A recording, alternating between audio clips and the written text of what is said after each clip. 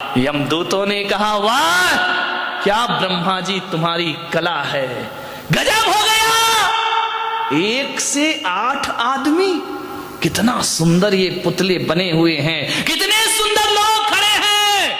वाह रे भगवान, क्या तेरा चमत्कार है। अरे जी 8 इतने सुंदर हैं, कौन होगा वो महानुभाव जिसने इन्हें बनाया है, वो कितना सुंदर होगा। तेरी प्रतिमा इतनी सुंदर, तू कितना, हम तो उसे देखना चाहते हैं कि कौन ऐसा पुरुष है जो एक साथ एक से इतने सुंदर रूप बना दिए हैं। इतना कह ही रहे थे यमदूत कि एक मूर्ति में से आवाज आई, ये पुतले मैंने बनाए हैं। बस यमदूतों ने कहा, चलो हमारा फैसला हो गया। बोले बस आओ गया तुम्हारा नंबर, खत्म खेल। उसने कहा कि ये कैसे, मुझे क्यों पकड़ रहे हो। बोले बस हम यही तो पता करना चाह रहे थे कि इसमें असली कौन है और नकली। हे मूर्तिकार, तू सब कुछ भुला दिया, तूने अहंकार नहीं भुला पाया। और तेरे मुंह से निकल आया कि ये पुतले मैंने, बकरी जो मैं करे अपनी खाल खिंचाए, और मैं ना कहे दूध भात नित खाए। ध्यान रखिए, विचार करिए, मैं नहीं छोड़ पाया मूर्ति का।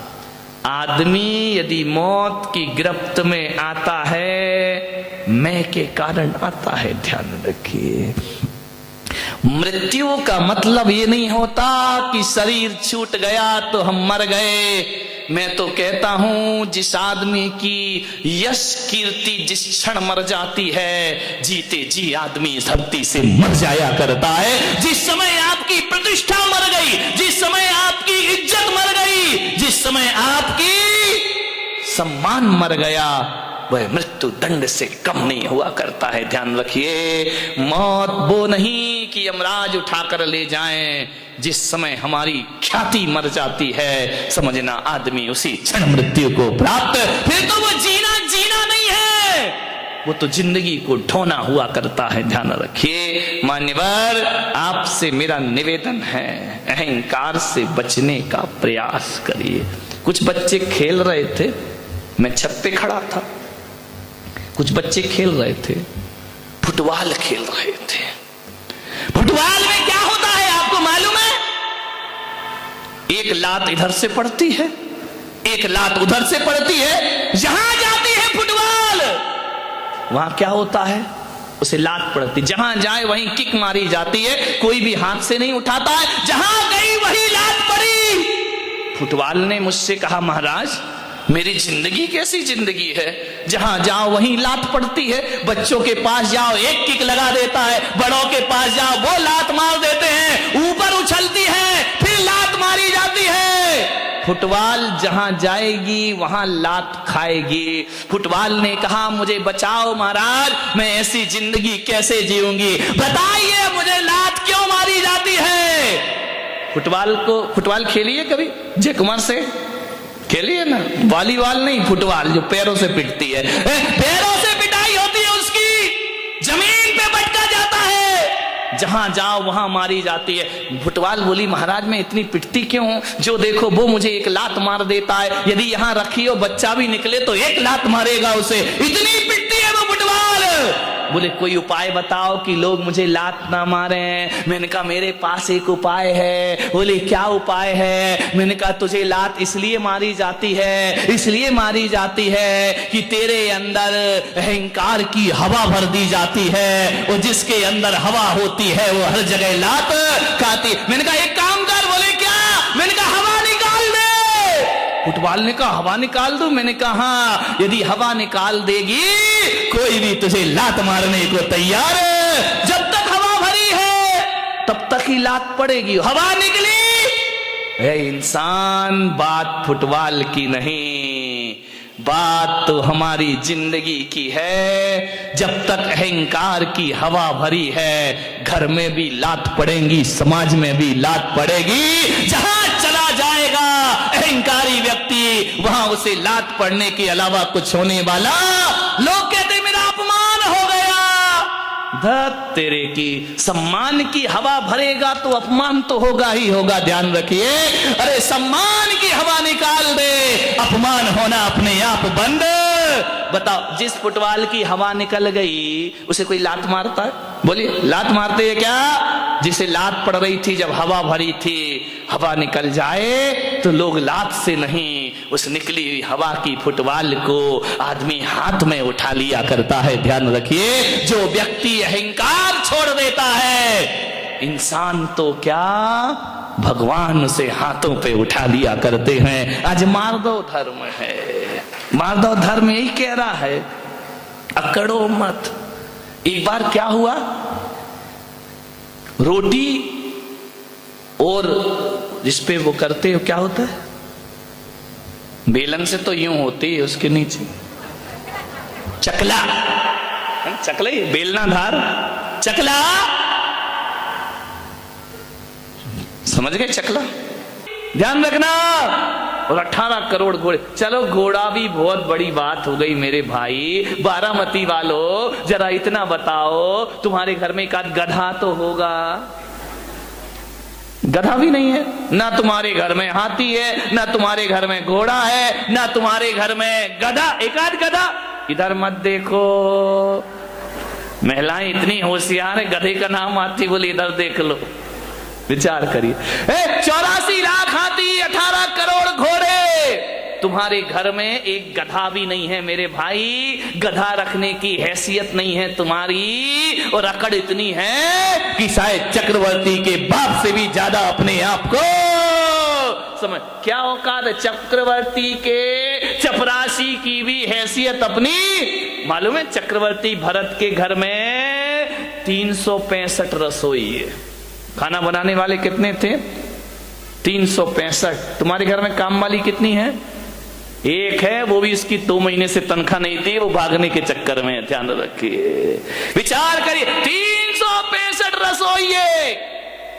वो कहते हैं कि चक्रवर्ती अपनी जिंदगी में एक बार जिस थाली में भोजन कर ले, दोबारा वो थाली उसकी टेबल पर नहीं आती है। ध्यान रखना, सोने चांदी के बर्तनों में भोजन करने वाला चक्रवर्ती मान्यवर कुछ नहीं है अपने पास।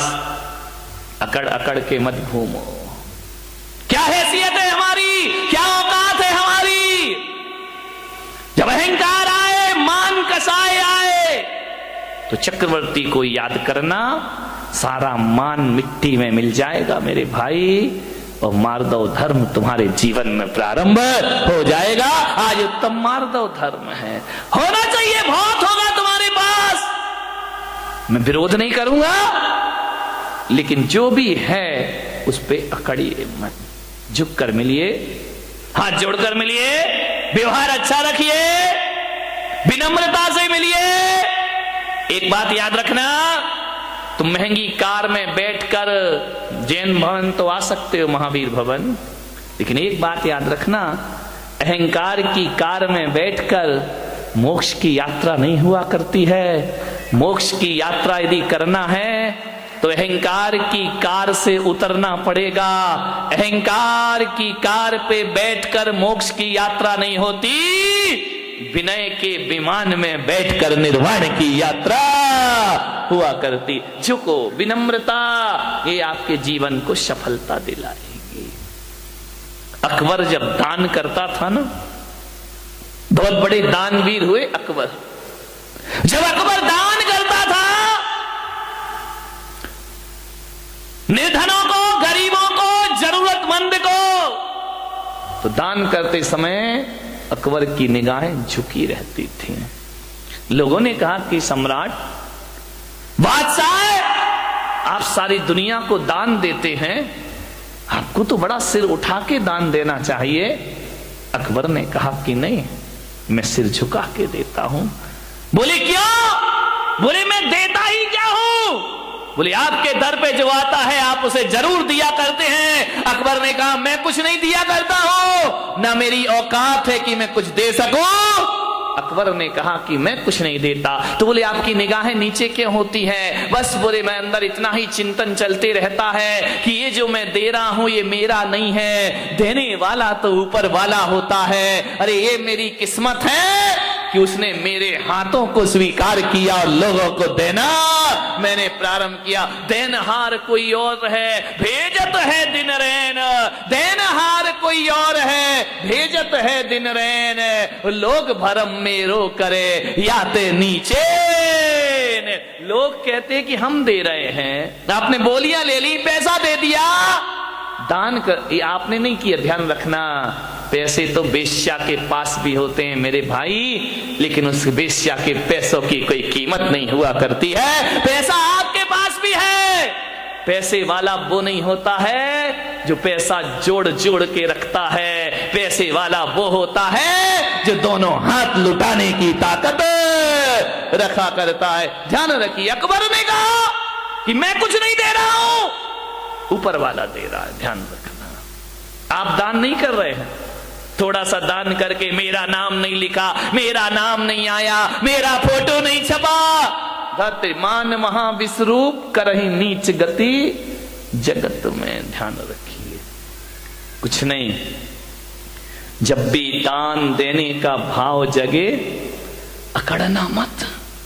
हमने इतना दिया और हमें पूछे ही नहीं, हमें माला ही नहीं पहनाई, हमारा नाम ही नहीं लिया, हमने इतना काम किया, हमें कुछ सम्मान ही नहीं मिला।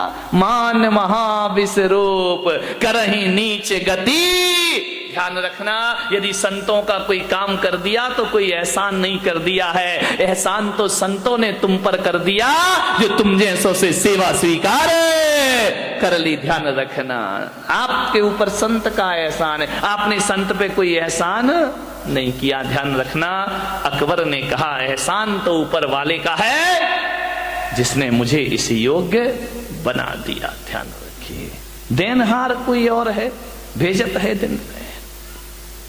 लोग भरम में रो करे याते नीचे नैन। मेरे भाई, माधव धर्म कहता है किसी का परोपकार करो तो इस हाथ से करो और उस हाथ को पता नहीं चलना चाहिए। ध्यान रखना, खबर ही नहीं होना चाहिए। वह माधव धर्म। 1000 रुपए का, 500 रुपए का पंखा क्या दे देते हो, हर पंखुड़ी पे नाम, फलाने सेठ की स्मृति में, उनके पुत्र, उनके पौत्र। कमाल हो गया।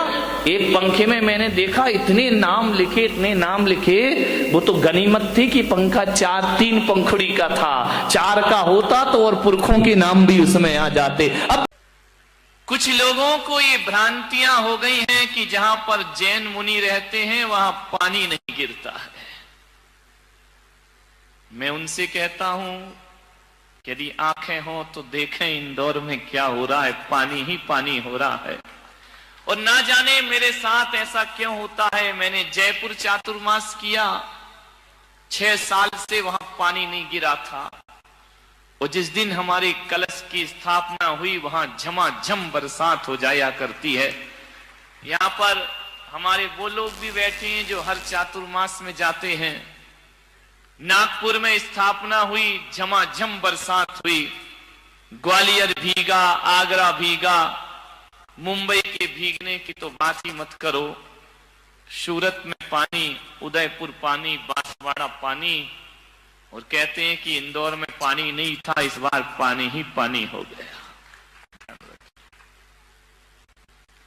लोग भ्रांतियां पाल लेते हैं। ये बहुत गलत धारणा पूरे देश में व्याप्त है, कुछ लोगों में, गांव के लोगों में, कि जैन मुनि जाए वहां पानी नहीं गिरता है। आज तो इतना गिर रहा है भाई कि लोग प्रवचन में नहीं आ पा रहे हैं। ध्यान रखिए, मैंने कहा था ना इंदौर वालों, दशहरा मैदान में जो प्रवचन होंगे, ऊपर से ऊपर वाला बरसेगा और नीचे से मैं बरसूंगा। आप ऊपर से भी भीगेंगे और अंदर से भी भीग जाएंगे। ध्यान रखिए, हरियाली ही हरियाली।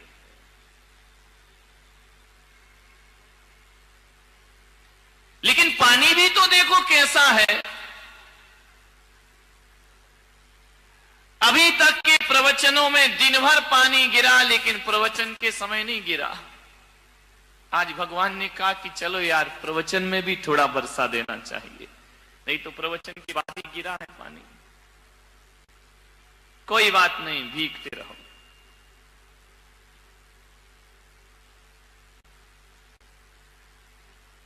आज थोड़ी सी तुम्हारे परिवारों की बात कर लेता हूं। तुम्हारे घर की बात कर लेता हूं।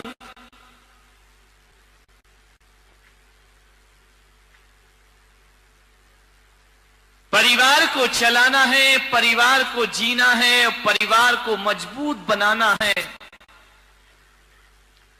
प्रत्येक सदस्य का यह कर्तव्य होता है कि वह यह संकल्प कर ले कि किसी भी परिस्थिति आ जाए, हम अपने परिवार को कभी टूटने नहीं देंगे। ध्यान रखना, पहले के लोग ये सोचा करते थे कि हमारा परिवार कैसे एकजुट रहे, कैसे बंधा रहे, और आज के सोचते हैं ये परिवार कैसे टूट जाए। ध्यान रखना, एक रखो परिवार। परिवार को जोड़ने के लिए 3 बातें आप याद रखिए। ये 3 बातें नहीं, ये 3 रत्न हैं। ये 3 बातें नहीं हैं, ये तीनों लोग की संपदा है। इन्हें केवल 3 बातें समझ के मत छोड़ देना, ये तुम्हारी 3 पीढ़ियों को सुधार देंगे। ध्यान रखना, 3 बातें आपको याद रखना है, और उन 3 बातों से तुम्हारा परिवार चलता है, तुम्हारा घर चलता है, तुम्हारा व्यवहार चलता है, तुम्हारा जीवन चलता है। मात्र 3 बातें याद रखो। 3 का बड़ा महत्व है मेरे भाई। यदि स्टेशन पर तीसरी घंटी बज जाए तो ट्रेन आ जाती है। ट्रेन का जो लोग इंतजार करते हैं, पहली घंटी, दूसरी घंटी, तीसरी बजी की ट्रेन आ गई। 3 का बड़ा महत्व है। विद्यार्थी स्कूल में परीक्षा देने जाते हैं, 3 घंटे बजते पेपर छीन लिए जाते हैं, क्योंकि 3 घंटे बज गए। 3 घंटी यदि बज जाए, 3 का बड़ा महत्व है। मोक्ष मार्ग में भी 3 का महत्व है। सम्यक दर्शन, सम्यक ज्ञान और सम्यक चारित्र्य जिसे मिल जाए उसे मुक्ति हो जाया करती है। और तुम्हारे रसोई घर में जाके देखो तो प्रेशर कुकर की 3 सीटी बज जाए तो भोजन पक जाया करता है, फिर और 4थी सीटी का इंतजार नहीं हुआ करता है। और जिंदगी को देखो तो बचपन, जवानी और बुढ़ापा, यहां भी 3 है, और 3 ही रोग लगे हैं। महावीर कहते हैं तुम्हारी जीवन में जन्म, जरा और मृत्यु। पूजा में पहले यही सोच के तो जल चढ़ाते हो ना कि जन्म का नाश हो जाए, जरा का नाश हो जाए और मृत्यु का ना। और जिस दुनिया में तुम रहते हो उसमें भी 3 लोक हैं, ऊर्ध्वलोक, मध्यलोक और पाताल लोक। एक पाताल लोक है, एक नरक लोक है, मनुष्य लोक है और स्वर्ग लोक। ये 3 ध्यान रखना, 3 हर जगह महत्वपूर्ण होते हैं। वैदिक परंपरा कहती है ब्रह्मा, विष्णु, महेश 3, और जैन परंपरा कहती है कि जासो पूजो परम पद देव शास्त्र गुरु 3। 3 का ही महत्व, जहां जाओ वहां 3 है। और ये मत सोचना कि 3 तिगाड़ा काम बिगाड़ा। 3 से काम बन भी जाता है और 3 से काम बिगड़ भी जाया करता है। 3 का बड़ा महत्व होता है। 3 से ही हमारी दुनिया चलती है। 3 से, और कहते ना, 1 बार माफ करो ठीक है, 2 बार माफ करो ठीक, तीसरी बार कोई माफ नहीं करता। ध्यान रखना, सोचना है आपको, 3 का बड़ा महत्व है। और जिस घर में 3 बहुएं हो, समझ गए ना,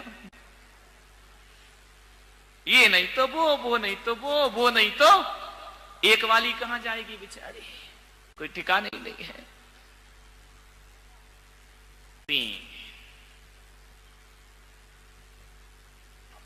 3 बातें याद रखिए परिवार को संगठित करने के लिए।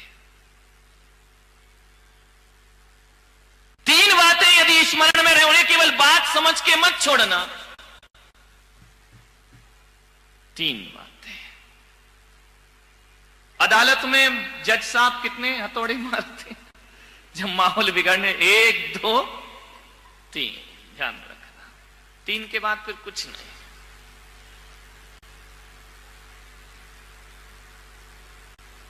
समझ लो तो ये तीन बातें जीवन का बहुत बड़ा सूत्र है। ना समझ पाओ तो कोई बात भी नहीं है।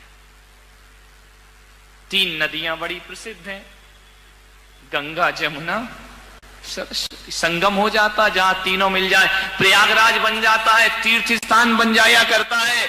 इसलिए तीन ही दे रहा हूं उसे, चाहे गंगा समझो, चाहे जमुना समझो, तुम्हारी मर्जी है। सरस्वती समझो, तुम्हारी मर्जी है। अरे सम्यक दर्शन समझो तो तुम्हारी मर्जी है। सम्यक ज्ञान, सम्यक चारित्र समझो तो तुम्हारी मर्जी है। और जीवन में तीन का ही महत्व होता है। एक माँ का महत्व होता है, एक महात्मा का महत्व होता है। ध्यान रखिए, मैं पुलक सागर कहता हूं, यदि तुम मुझे सच्चा गुरु मानते हो तो पेन बना के मुझे जेब में मत डालो मेरे भाई। ध्यान रखना, अपनी जेब में बंद करने के लिए गुरु बनाया है क्या? मैंने कहा एक बात ध्यान रख, अरे दीवारों पे तस्वीर लगाए वो सच्चा भक्त नहीं होता, दिलों में तस्वीर बसा ले वो सच्चा भक्त हुआ करता है, जो दिलों में बसा के रखता है। ध्यान रखें, धड़कनों में बसा के रखता है। इनमें क्या होगा? फोटो पेन में कुछ नहीं होता है, सब बेकार की चीज। मान्य मान महा विश्वरूप करहि नीच गति जगत में। अहंकार से बचो। अहंकार बड़ा मीठा है। एक शराब वो होती है जो मुंह से पी जाती है, और एक शराब वो होती है जो कान से पी जाती है। ध्यान रखना, मुंह से पी शराब तो चढ़ के रात सुबह उतर जाती है, लेकिन जो शराब कानों से पी जाती है उसका नशा जिंदगी भर भी उतरने वाला नहीं है। कान से प्रशंसा, अहंकार, प्रशंसा ऐसी शराब है जो कानों से पी जाती है। ध्यान रखना, ज्यादा प्रशंसा के भूखे मत बनो कि मुझे प्रशंसा नहीं मिली, मुझे प्रशंसा नहीं मिली। अरे गुलाब को कोई गुलाब ना कहे तो क्या उसकी खुशबू में कोई फर्क पड़ा करता है? ध्यान रखिए, जरूरी थोड़ी है कि गुलाब को गुलाब कहो तभी वो महकेगा। जरूरी थोड़ी है हीरा को हीरा कहो तभी उसकी चमक दिखाई देगी। अरे गुलाब को गुलाब ना कहो तो भी महकता है, और हीरे को हीरा ना कहो तो भी हीरा चमकता है। ध्यान रहे, किस प्रशंसा की बात करते हैं? प्रशंसा का भूखा आदमी। प्रशंसा के दो शब्द, सबसे ज्यादा प्रशंसा की भूखी ये महिलाएं, नहीं यहां वाली नहीं, बंबई वाली, तुम्हारी तो मैं आगे जाके करूंगा। इतनी भूखी, चार शब्द अच्छे बोल दो, 1000 काम करा लो इनसे। ध्यान रखिए, प्रशंसा के भूखे मत बनो।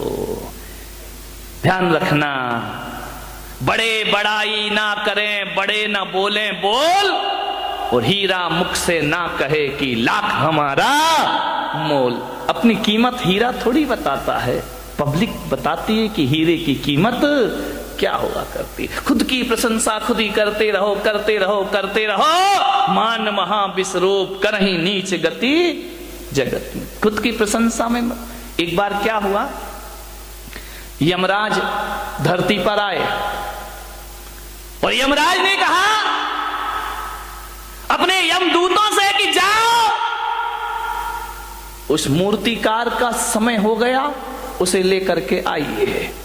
यमदूत आए, मूर्तिकार बड़ा होशियार था, बड़ा बुद्धिमान था, ऐसी मूर्तियां बनाता था, ऐसी मूर्ति कि मूर्ति को देख के आप कह नहीं सकते थे कि असली है या नकली है।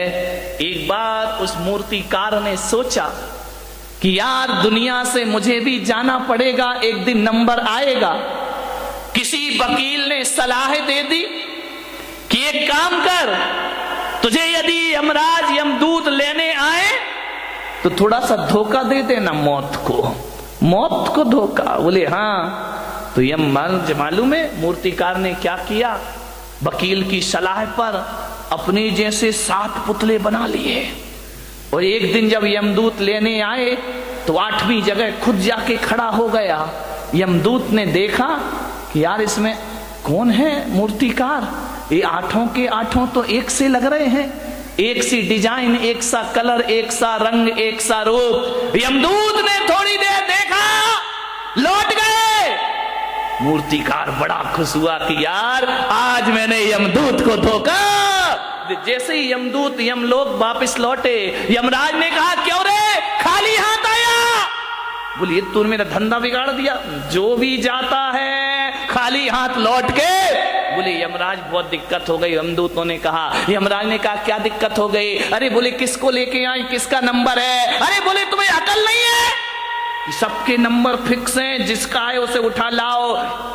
अरे बोले ब्रह्मा जी ने थोड़ा गड़बड़ कर दिया। बोले क्या गड़बड़ कर दिया? बोले एक सी डाई के लोग बना दिए, एक सा चेहरा, एक सा रंग, एक सा रूप। अब बताओ कौन मूर्तिकार को लेकर आओ? वहां तो 8 खड़े हुए हैं। यमराज ने कहा कुछ भी हो जाए, ब्रह्मा जी कभी गलती नहीं किया करते हैं, कोई ना कोई कमी जरूर रखा करते हैं। अरे बोले महाराज वहां कोई कमी नहीं है, 8 के 8 बिल्कुल एक से दिखाई दे रहे हैं। हमने 1 घंटा देखा लेकिन समझ नहीं पाए कि असली मूर्तिकार किसका नंबर है, किसे लाए। यमराज ने कहा इधर आओ, इधर आओ, इधर आओ, एक मंत्र देता हूं। बोले मंत्र? बोले हाँ, एक मंत्र देता हूं, उन 8 के सामने एक मंत्र पढ़ना, जो असली होगा बाहर निकल आएगा, ज्यादा समय नहीं लगेगा। इंसान कितनी भी चालाकी कर ले, हमसे ज्यादा चालाक नहीं। यमदूत फिर आए, मूर्तिकार को पता चला कि फिर कोई लेने आ रहा है। फिर जाके मूर्ति के बाजू में